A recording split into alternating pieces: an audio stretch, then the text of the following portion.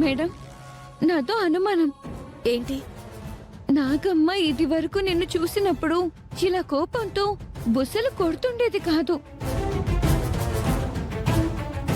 మరి ఇప్పుడెందుకు ఇలా బుసలు కొడుతుందో అర్థం కావడం లేదు.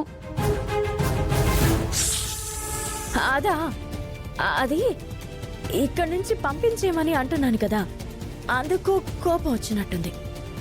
అది కాదమ్మా. ఇంకేం మాట్లాడుకో. ఇంట్లో వాళ్ళు బయటికి రాకముందే తొందరగా వీటిని పంపించు. నాగమ్మ, మీరేం చెప్పదలుచుకుని వచ్చారో నేను గుర్తించలేకపోయాను.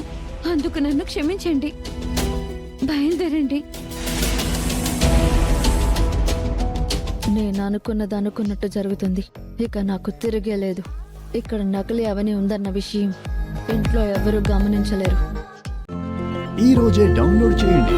మీ ఫేవరెట్ షోస్ చూడండి.